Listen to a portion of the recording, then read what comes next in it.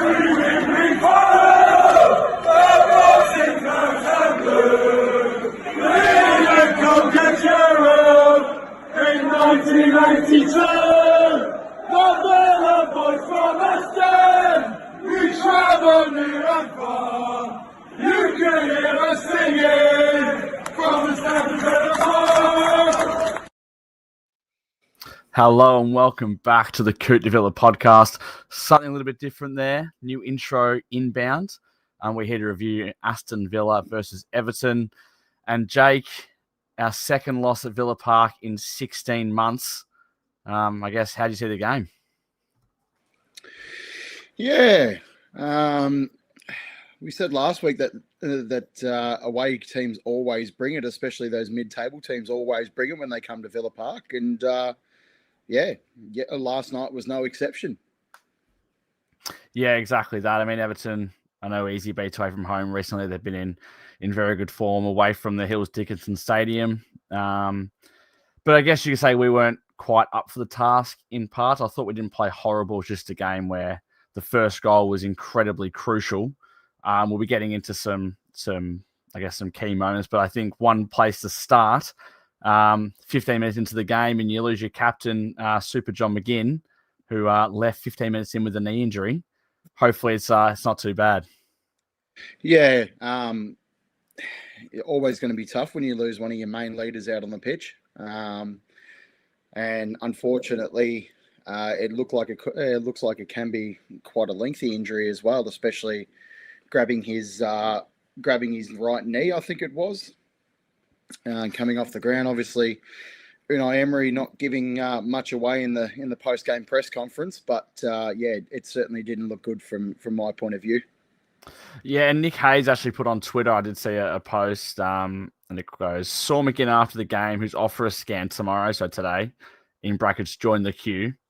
So there's no chance he can play in Turkey on Thursday, but he was moving okay. And in the photo he posted, not in a knee brace, not in anything, just in Villa trackies and stuff. So hopefully that is some positive news.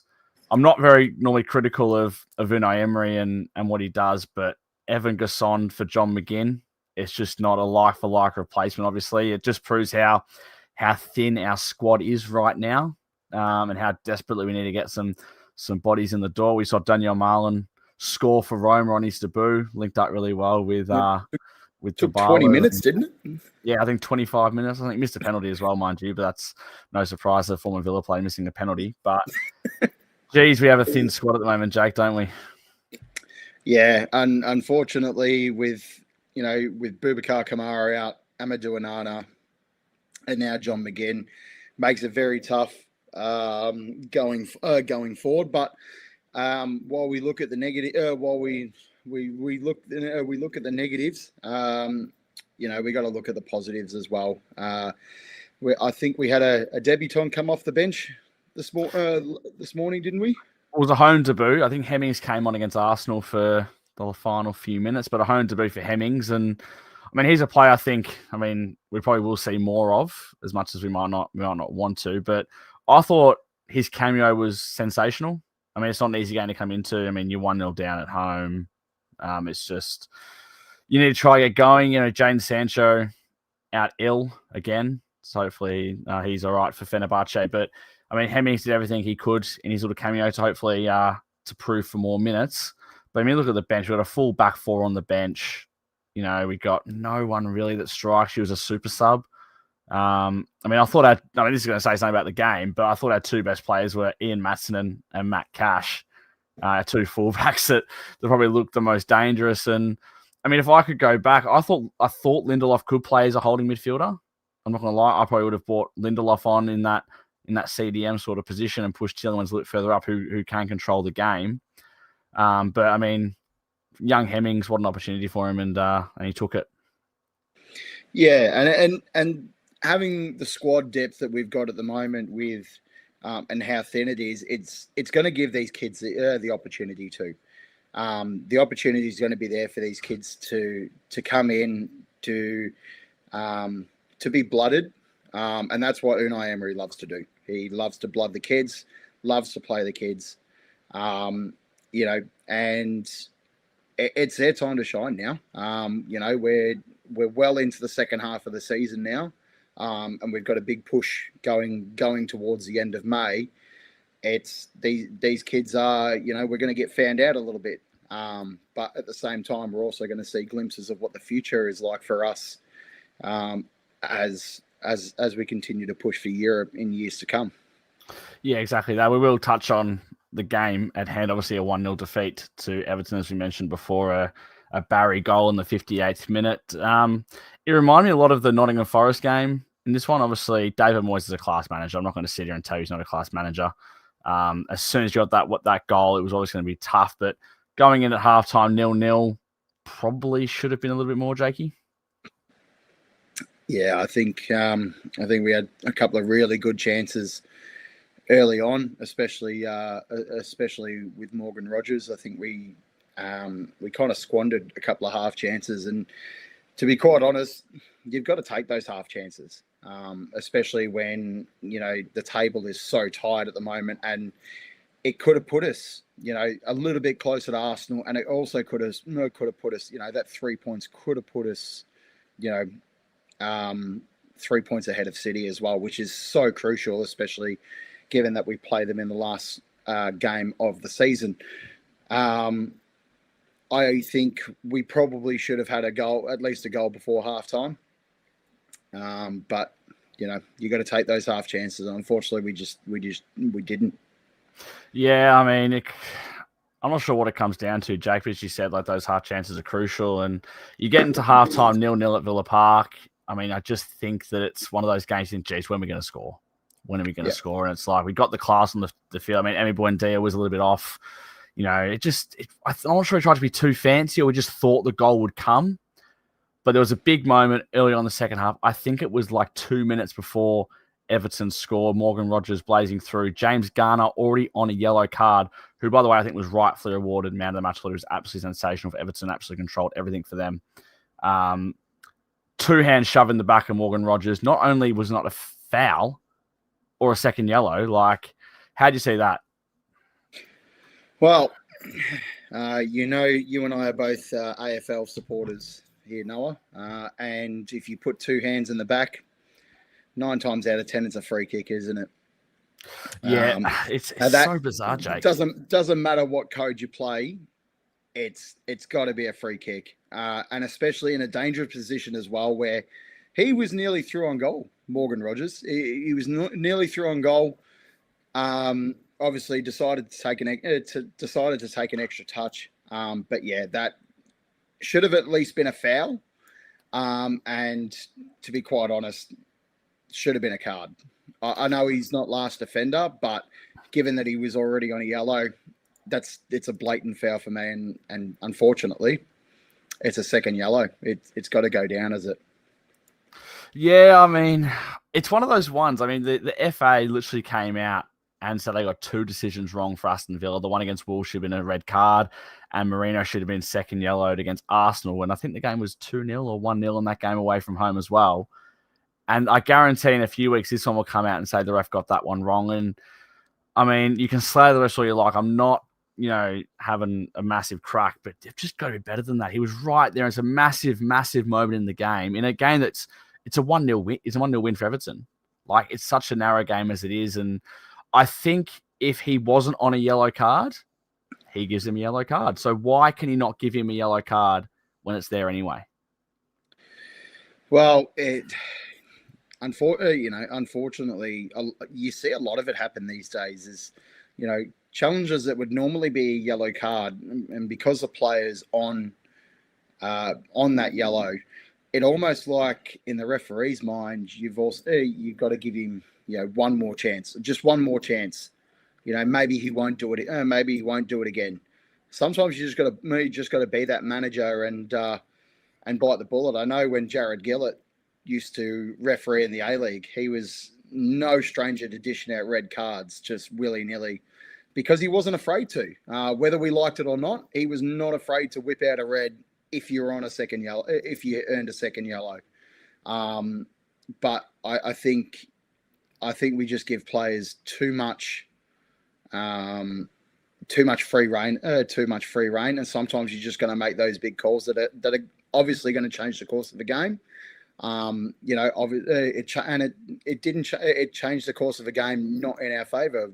Everton go up the other end and score. Yeah, I'm not going to sit here and say, if Everton fans are watching, like Everton, again, like well-deserved winners, like they nailed their game plan perfectly. They frustrate us. Obviously, we weren't at the races, but when a team's not at the races, you have to take that chance and get the win. So I'm not going to sit here and, say like, if this was against us, I wouldn't be complaining, because it's just kind of, you get the rub of the green. Like, we've also had some decisions go our way.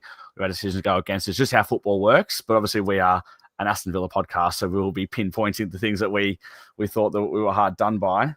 We will touch on the goal. There was a calamity of errors towards the goal.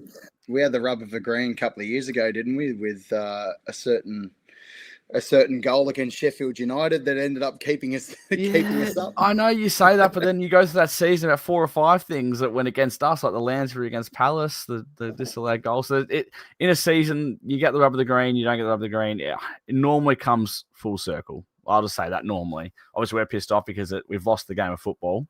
But we'll touch on the goal with the calamity of errors. It started with Konsa not really doing well with the header.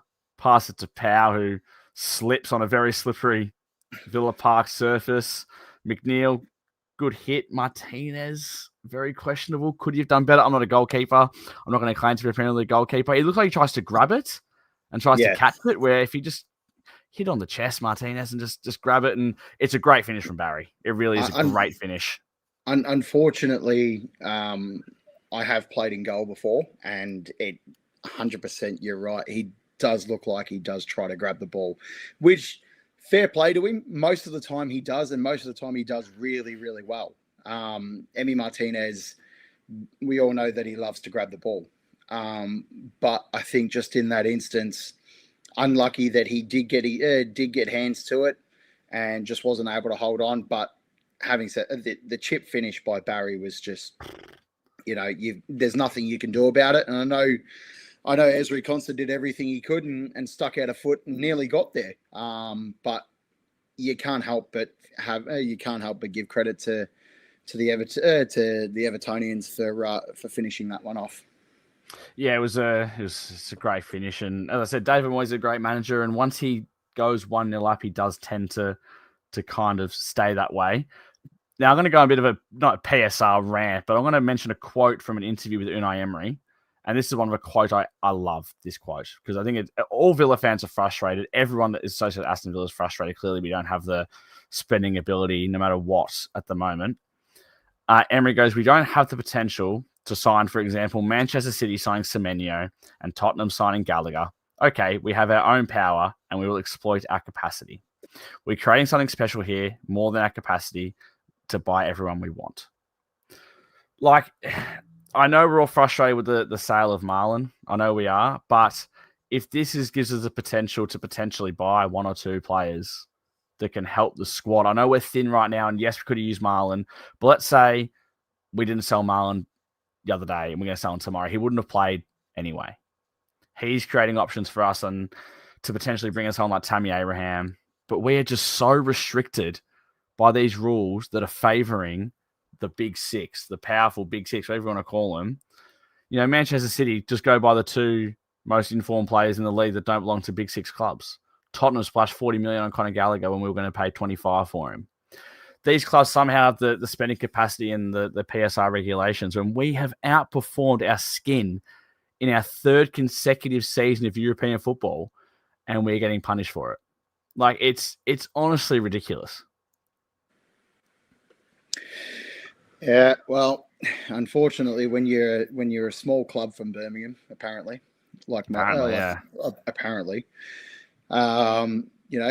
will get hit. I mean, Everton got copped their fair whack too, didn't they? And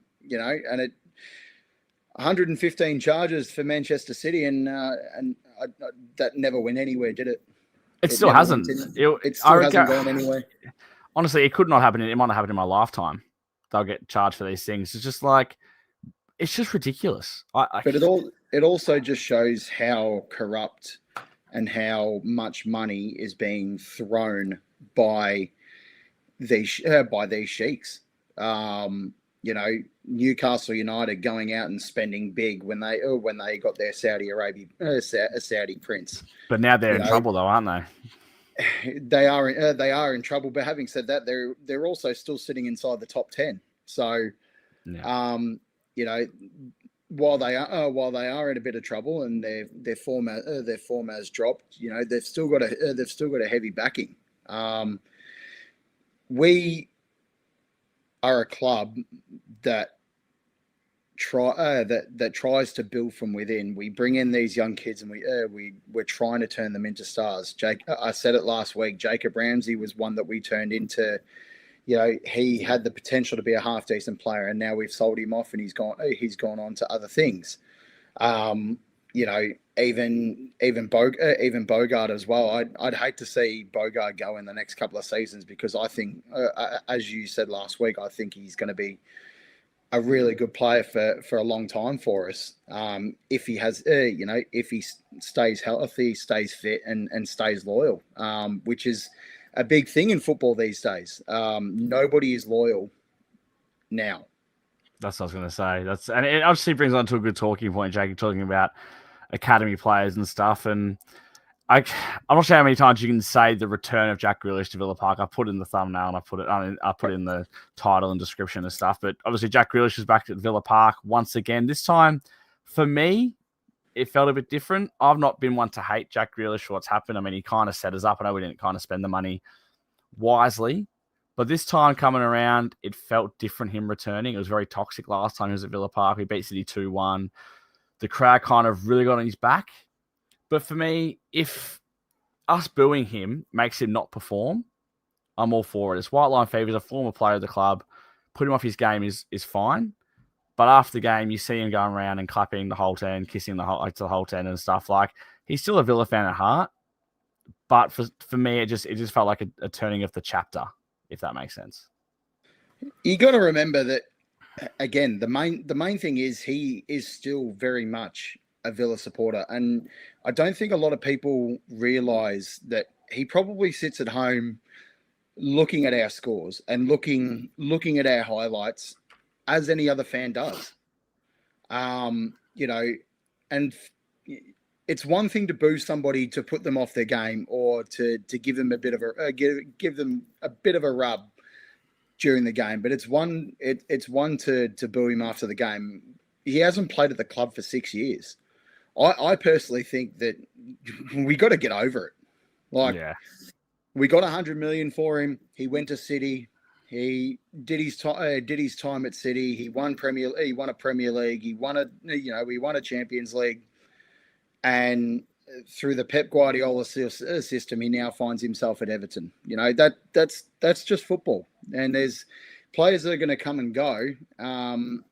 But at the end of the day, he's still one of us. He's still a supporter. He's still a supporter of the club. He grew up following the club. He's played for it. He's captained it. I think it's just time to let it go. And if you're going to boo him after the game, and anybody in these comments who disagrees with me is more than welcome to disagree with me, but I just think it's time that we got over it. I was going to say, like, it's been such a long time, and I'm not, as you said, not going to tell anyone what they can and can't do with the money they spend on their ticket, the ridiculous fees they would have spent on the ticket for the Everton game. You can do as you please, but I mean, the first time he returned to Villa Park, I was all for it, and you could see he looked like scared. He looked scared coming to Villa Park that day. And that's fair enough. Like, everyone was upset he left. I was absolutely gutted. I've got like 3 or 4 shirts with his name on the back, and it's like, I'm gutted he's gone. I had a shirt coming with his name on it. Yeah, like that was in transit, and then it got there and it got here and arrived, and I had to send it back. I know. I've got something on this wall. I've got a FIFA card on the wall. I've got a John McGinn on there, and it's like it arrived after he had gone as well, and it's like, but that's part of sport. And he got us £100 million of pure profit. And I don't think the chapter of Jack Grealish at Aston Villa is over. Am I the only one that thinks that? Let me know in the comments, because I think there's something. I wish we signed him in the summer over Jadon Sancho. I know it was because of the wages that Grealish was on, and we couldn't quite front the wages of Jack Grealish. But I don't quite think his story at Aston Villa is finished. I don't think so either. I think there will be a time in a day where he does actually come back to the club and does play for the club again. It's not going to be in the immediate future. I can't see him coming back within the next 2 or 3 seasons. Could be wrong. He could use Everton could use him up, and he could probably end up back here, in 2 or 3 seasons. But I think I don't think it's the last we've seen of him, and we've seen it. We've seen it. Even if he comes back before he wants to finish his career, like you see it with players all the time, they go back to where it all began. Yeah, and that's just part of the game. And I, for one, would welcome him back at the club. For a long time, I was upset that he left, and it wasn't a big fan of him. But yeah, time heals old wounds, and I'd be pretty happy for him to come back if and when he does. Yeah, I'd agree with you there, Jakey. And look, that's probably enough time talking about an Everton player. We spoke about a Tottenham player enough in the last podcast, and Conor Gallagher. We'll go on something you really wanted to talk about, and I think we're kind of mixed about this, but Unai Emery's weird press conferences, I don't think, for me, they're weird. I think it's just Unai Emery being Unai Emery, and I think the way he no-commented certain questions, I love it. I think it's just aura from Unai Emery. Yeah, I was reading on Sky Sports today, and there's been a lot of quotation marks of his weird interview after the game yesterday. Just one last thing. No, thank you for Jack Grealish, rather Billy Irish. It's quite good work by Ken there. Very good work. But it's got a bit of a talking point, and it's one that I want to put into the comments as well. He still refuses to label us as contenders. Now, I don't know whether he just does it because he wants to play it down. He wants us to continue to fly under the radar, which unfortunately we're not. We're not flying under the radar at all. We're well past that point. But if he's just trying to play it down, or whether he genuinely doesn't think that we're contenders, let us know in the comments what your thoughts are. Personally, I think we are contenders, and we've consistently shown this year or this season that we do have the ability to challenge for a title. The first game against Arsenal, took us 90 minutes to beat them, but we still got the 3 points against them. They got one back they got one back on us at the Emirates. But the results speak for itself. We've beaten City, we've beaten Arsenal, we've beaten Chelsea. All these supposedly big six clubs we've all beaten this season. Why aren't we contenders? Tell me why we're not contenders. I'm more under the thing of keeping under wraps, to be honest with you. I think it's a statement that he's trying to make about we can't outspend these teams, and it's a real little slight jab at PSR, because what we're doing right now is what PSR doesn't want, or what SCR doesn't want. They want you to outperform who you are. They want to outperform what you're earning. And Unai Emery is a genius. And Morgan Rogers in the interview said how much of a genius he is, and we are so fortunate to have this guy at our football club.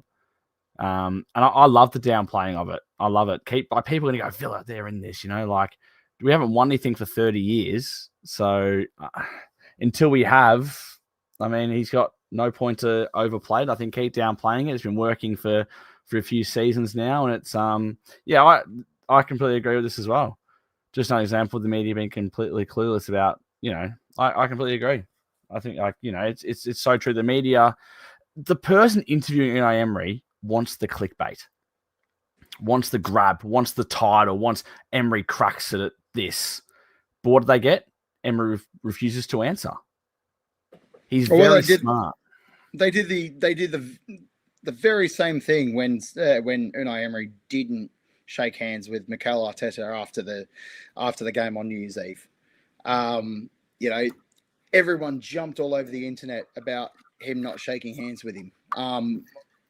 Whether he intentionally did it or not, because he was pissed off about losing 4-1, or whether it was just a genuine, as he said, I waited for him, and he was celebrating with his team. I've still got to go down the tunnel and talk to my team. It's whether it's one of those things. But I guess only Unai Emery knows what goes on inside his head, and only he can obviously tell us what he's thinking at the time. And to be quite honest, it's good that he doesn't give away very much. But I also put a comment in the comments if you think that we're contenders, because I'd be really interested to see how many of you think we are and how many of you think, oh, maybe we're not there yet. And are you talking about contenders for the Premier League or just for a trophy?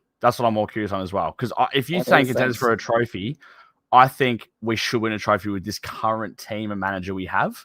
If it's this season or not this season, I think we should win a trophy with this group of players. Yes, absolutely. On all fronts, whether you want to go with the Premier League route, which is looking harder and harder by the minute for us, or whether you want to go Europa League route, where we still haven't dropped a game yet. No, we have. Well, sorry, we've dropped one. But still, we're still in the FA Cup. We're still in Europa League. We're still not that far off the top of the table in the Premier League. Stranger things have happened. It wasn't a bad weekend to lose a game as well. Like, no one needs to panic. Like, City dropped points, Arsenal dropped points, Liverpool dropped points, Chelsea did game points, United did game points. Fair enough. It's obviously going to happen and whatnot. And it's what's this question here from Ken again? Who was our Jack Grealish hero at that game? I mean, normally it's Morgan, Ollie, Emmy, no one really. I mean, the best players on the pitch for me last night were our fullbacks, and one of them got subbed off.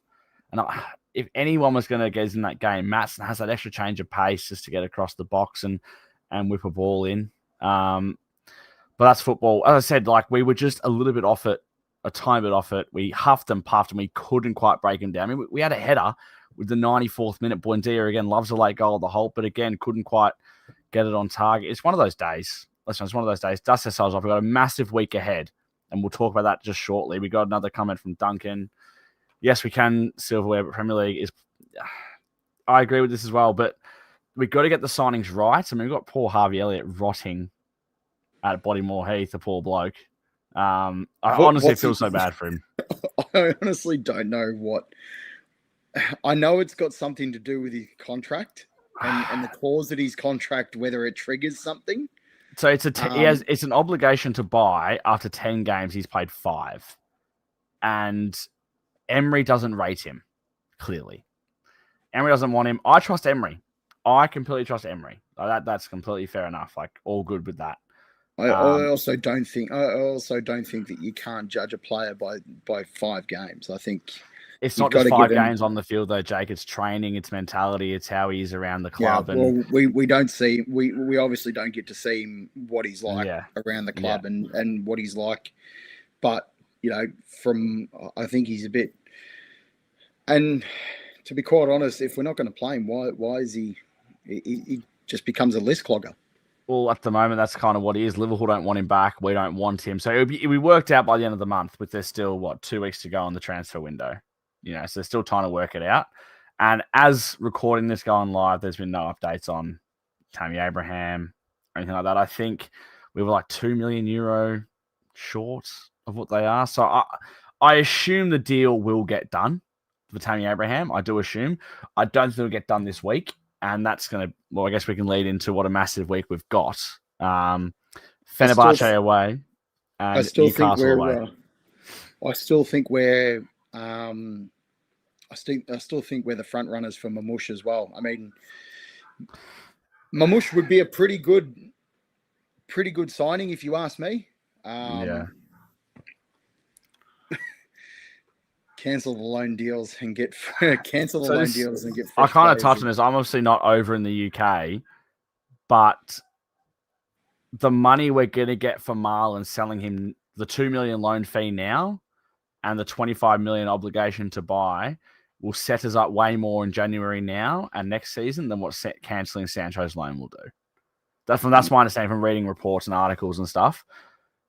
We have no one else besides our big boys that are warranted any value because Son's worth nothing. For example, like who else are you going to sell to try and make things work? Obviously, we were in this position last year and we pulled 3 loan players out of our ass in Rashford, Asensio. Disassi was probably the worst, a lot, fair enough. But we pulled 3 loan players out of our ass and the 2 of them turned out pretty good. So in the board, I trust. In Emery, I trust he'll get the players through the door that he wants.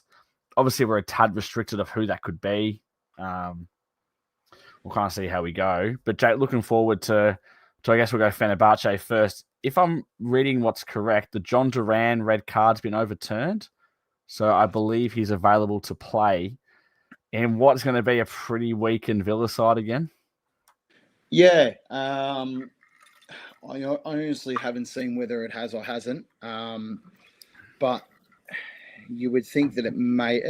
I think it would be overturned, but regardless of whether it overturned or not, he's still going to be a bit of a threat up front for Fenerbahce. I think, this is probably Fenerbahce have got us at the right time. In that, we are going to have a bit of a weakened side. But having said that, though, I think our form in Europa League has been good enough that we can get through this. I mean, if we can get through, I would be happy in taking a point on Friday morning from Fenerbahce and from Turkey. Never an easy fixture for any English club to go to Turkey and play well there. Whether it's Galatasaray, whether it's Fenerbahce, their fans make it what it is. Yeah. It's never an easy task to go over there. So I wouldn't be too disheartened if we did come away with a point. If we got all 3, great. Yeah, it's just another step forward in claiming our first European trophy since '82. And I was going to touch on that, Jakey. Obviously, safe travels to all the Villa fans going across there. I know there's a lot of restrictions on what they can do over there. It's obviously quite a dangerous place to go for visiting supporters. So travel safe and come back in one piece. That's obviously the main priority. The football is second to that. This game screams a tweet from Aston Villa. Goal for Fenerbahce, 90 +2, Duran, 1-0. Does it not? Does this game not scream that? Like that? That's all I can picture in my head on Twitter. I can't believe you just said that. In the comments, like, surely that's kind of what this game screams. To be fair, the Everton game screamed a Grealish goal, but Matty Cash was sensational. You've just given me a bit of PTSD from the Adelaide United game the other night. Yeah, sorry about that. Jakey travelled away to Adelaide from Melbourne, drove there. For people that don't understand, how long was the drive? How many hours was the drive to Adelaide from Melbourne? It was about between 7 and 8 hours from Melbourne to Adelaide, and that's each way. So we spend about 15 hours in the car just to spend 15 hours in Adelaide. So I don't want to see Jakey go red, but Melbourne Victory did lose in the 97th minute. So it was a bit of a long trek home for Jakey. But we're not here to talk about Melbourne Victory. We'll leave that to the boys for fuck's sake. But Fenerbahce, I still think we'll come away with. I still think we'll still come away with some points. I'm not. What's the way to put it? I'm not putting it out that John Duran won't score. I'm definitely not going to say that he's not going to score, because he very well may. He has a habit of popping up anywhere in general play and just putting one in the back of the net. I know, and he can do it from 100 yards away. It'll be the most John Duran thing ever. And then our week doesn't get any easier with the trip to our favourite away day ever, where we haven't won since 2005, I think it is. Someone correct me in the comments. St. James's Park, Newcastle away. Both teams, Villa and Newcastle, coming off pretty crappy results. Drawing to Wolves is something that Newcastle wouldn't have expected a couple of weeks ago. Obviously, Wolves have found a tad of form. my heart can only see this game going one way. We always get smashed in St James's Park, but normally we bounce back well after a defeat. And Emery would be fuming. The boys would be on the track today. They'll be getting absolutely whipped and watching the game 4 times, knowing Emery to bounce back from this. Well, remember last season, we had the run of the play, and and it wasn't until the person that we were just talking about decided that he wants to go and step on the back of Fabian Schär's leg. I mean, he slipped. He did slip, to be fair. I don't think that was a red card still, but anyway. But, it wasn't until he got sent off that the game changed. Yeah, but that's just how it goes to St James's Park. I mean, it took 2 players fighting each other for them both to get sent off for us to beat them there last time. So, when we did last win there, should I say. It's not going to be easy. It's going to be a fun week. If we got a point at St James's Park, I'd absolutely snap your hand off for it because fingers crossed we get some players through the door. The February fixtures are a bit kinder to us, if I'm saying correct. And then we got Brentford at home in that, and they're obviously flying. I say this now, there's never an easy game in the Premier League. It's the best 20 clubs in the country going at it, give or take a couple that have obviously not in the best of form. We go through February. Brentford at home. Bournemouth away is going to be tricky. Brighton at home probably should win. Leeds at home, hopefully win. And Wolves away, we lose. We always lose away at Wolves. So a couple of wins in there would be ideal. But honestly, the big key message is get some bodies back and kind of go again. And as I said, recording this, there's been no links to any transfers. This is at 10 o'clock at night in Melbourne. So it's at 11 a.m. in the UK. I guess just kind of see where we go from here. Yeah, there's definitely no easy games left in the Premier League, no matter which way you try to spin it. Bournemouth, as you well know, Noah, Bournemouth is no easy task going down there. No. And Brentford as well. Brentford for a little while were always the team that just, like Palace, we could never get over for the last couple of years. I know we've been able to get the best of them the last couple of seasons, but since they've been back in the top flight, those first couple of times that they were back in the top flight, we struggled to get over them. So it's going to be a big couple of weeks. It's going to be, especially a big week this Friday with Fenerbahce and then Newcastle up on Tyneside. I can't wait for it. Luckily, being on PM shifts, I am more than likely going to get up for the Fenerbahce game for once. Nice. That's at 4:45 Melbourne time in the morning. That's who you're trying to pull up Ken's comment again. It's tough watching the Villa sometimes. It really is in Australia. Like what the game this morning was at 3:30, Fenerbahce at 4:45. But sometimes you got to do it for your passion. Unfortunately, I'm working early morning Friday, so I won't be able to watch that. But it's what we do. We've got to get some content for the podcast, which hopefully we'll be doing one Friday night our time, or at least Friday night our time, Saturday morning at the minimum.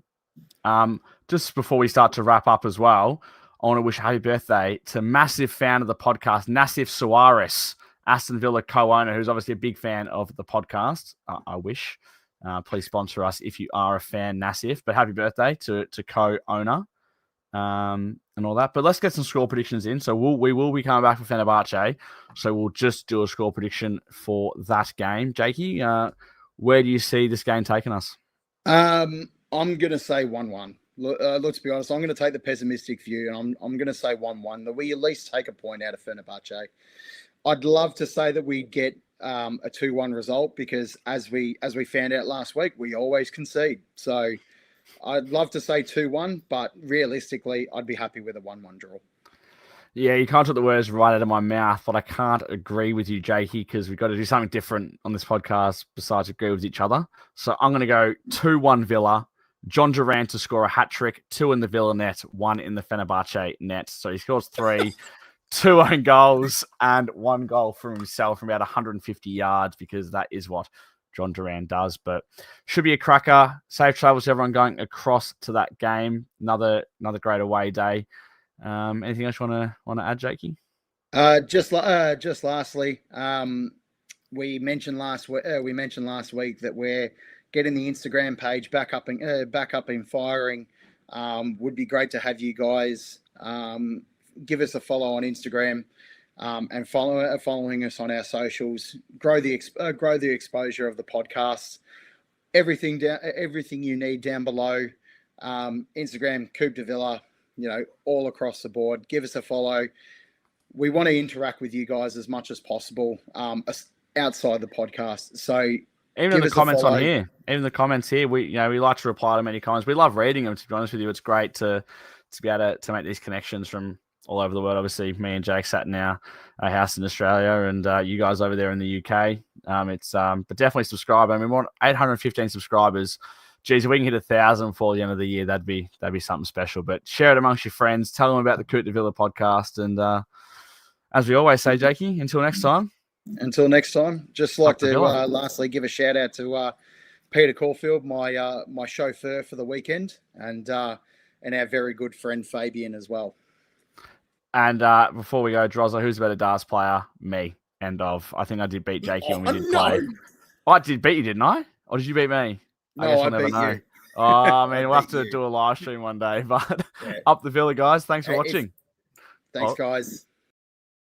Thanks for watching the latest Coop de Villa podcast. Like, comment, subscribe if you haven't already. And also follow all our social media links down below. Until next time, up the Villa.